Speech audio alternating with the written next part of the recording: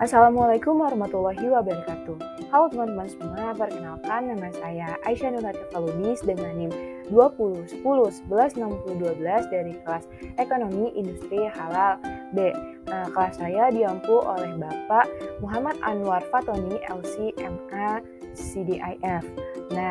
Untuk di video kali ini saya akan membahas sedikit mengenai farmasi dan juga kosmetik halal. Baik, langsung saja kita saksikan video kali ini. Oke, di video kali ini kita akan membahas beberapa topik yang ada.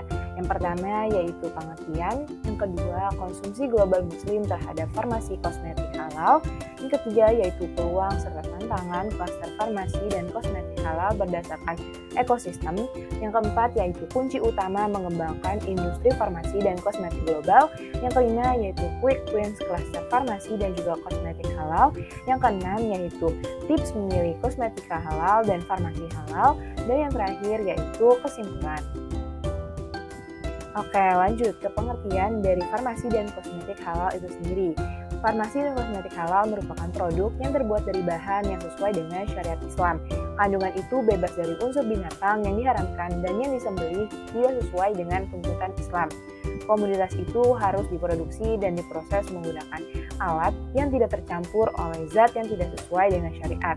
Dengan demikian, farmasi dan kosmetik halal merupakan harmonisasi dari syariat Islam, Good Manufacturing Practice atau GMP, serta bahan baku halal. Oke, selanjutnya yaitu mengenai konsumsi global muslim terhadap farmasi kosmetik. Bisa dilihat pada grafik yang ada, farmasi cenderung lebih cepat tumbuh di negara berkembang karena secara agregat mengikuti indikator makroekonomi. Hal ini menyebabkan Indonesia masuk pada posisi ketiga dari 10 negara dengan perkembangan pasar industri farmasi tercepat. Secara global, berdasarkan State of Global Islamic Report, konsumsi muslim terhadap produk farmasi dan kimia dari tahun 2013 sampai 2017 menunjukkan tren yang meningkat. Saat ini, Indonesia berada di posisi keempat sebagai negara dengan konsumsi produk farmasi terbanyak. Sementara pada sektor kosmetik, Indonesia merupakan negara kedua dengan jumlah konsumsi kosmetik terbesar setelah India. Pada tahun 2023 juga diperkirakan bahwasanya pangsa pasar farmasi akan naik sebesar 7,1% menjadi 131 miliar US dollar dan pangsa pasar kosmetik naik sebesar 6,9% menjadi 90 miliar US dollar.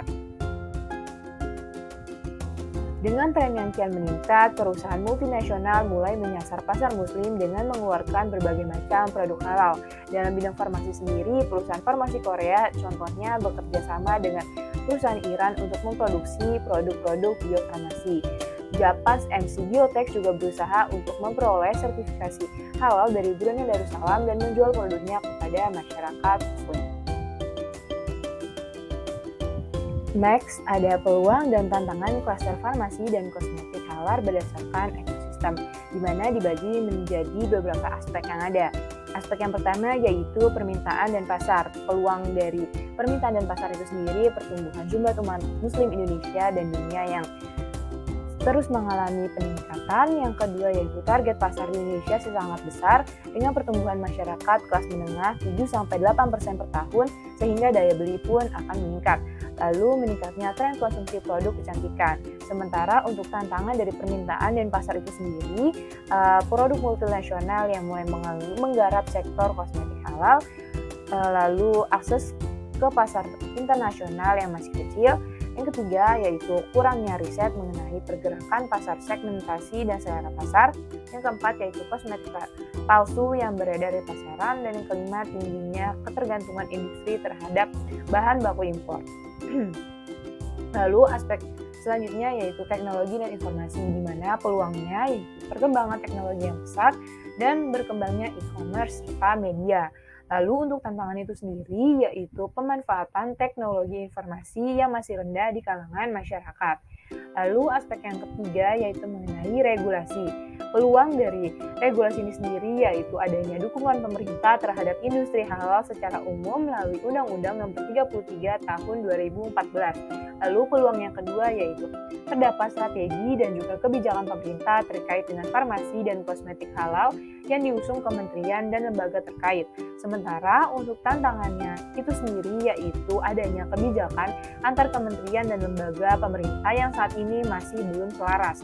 Lalu yang kedua yaitu belum adanya panduan dan ketentuan untuk infrastruktur yang dapat menunjang produksi farmasi halal.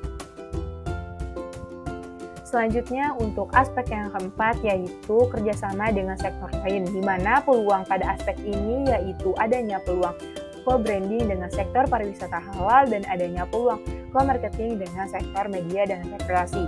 Sementara untuk tantangannya itu sendiri yaitu adanya asymmetric information antar sektor serta birokrasi kerjasama antara sesama sektor.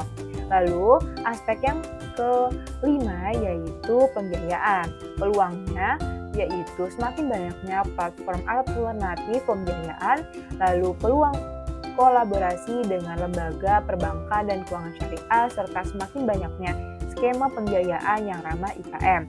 Lalu untuk tantangannya itu sendiri yaitu lembaga pembiayaan masih membutuhkan jaminan yang tangible seperti jasa, sertifikat, dan terutama bisnis plan yang kebanyakan belum bisa dipenuhi oleh para pelaku usaha. Lalu yang terakhir yaitu pada aspek R&D. Peluangnya yaitu kerjasama riset dengan badan penelitian, universitas, dan perusahaan, serta untuk tantangannya itu sendiri yaitu kurangnya riset serta tindak lanjut mengenai uji bahan kosmetik dan juga farmasi halal. Lalu yang kedua yaitu ketersediaan database industri farmasi dan kosmetik halal yang saat ini masih terbatas. Oke, selanjutnya itu yaitu kunci utama dalam mengembangkan industri farmasi dan juga kosmetik global. Yang pertama yaitu kecantikan yang telah menjadi gaya hidup. Hal ini tentu sejalan dengan meningkatnya kesadaran gaya hidup sehat untuk merawat diri dengan baik. Lalu yang kedua yaitu aspek kebersihan, kesesuaian dengan etika dan kecantikan yang inklusif. Tren yang saat ini sedang berkembang seperti yang kita ketahui ialah kosmetik natural dengan bahan baku organik yang mendukung keberlanjutan lingkungan sekaligus memenuhi tujuan sosial. Sementara etika akan mendorong produsen untuk mengaktualisasikan ajaran agama dan budaya sebagai nilai tambah dalam produknya. Lalu yang ketiga yaitu pengalaman dan juga pemberdayaan. Pengalaman berfokus pada menaikkan ikatan emosional dengan konsumen. Salah satunya upaya yaitu pendekatan secara digital dengan ditingkatannya pemilihan produk, pendidikan, dan juga pengetahuan. Lalu yang keempat, digital dan teknologi yang digencarkan. Interaksi antara produsen dan konsumen saat ini gencar dilakukan secara digital. Jadi interaksinya tidak hanya berfokus pada interaksi secara langsung tetapi juga merambah pada interaksi secara digital. Lalu yang kelima, berkembangnya persepsi premium terhadap produk kosmetik dan juga farmasi. Oke, berikutnya yaitu quick wins klaster farmasi dan juga kosmetik halal. Yang pertama yaitu dibentuknya gerakan gaya hidup halal melalui berbagai kegiatan dan juga media seperti halnya sosialisasi. Saat ini kesadaran masyarakat cukup tinggi serta kritis untuk mengetahui komposisi dan juga status halal pada produk kosmetik. Namun kesadaran tersebut belum berlaku untuk produk farmasi. Rencana pemberlakuan UU Jaminan Produk Halal pada tahun 2019 membuat beberapa pelaku industri farmasi secara perlahan mulai mendaftarkan produknya untuk mendapatkan sertifikasi halal. Sayangnya, kesadaran tersebut belum tersebar secara luas di masyarakat.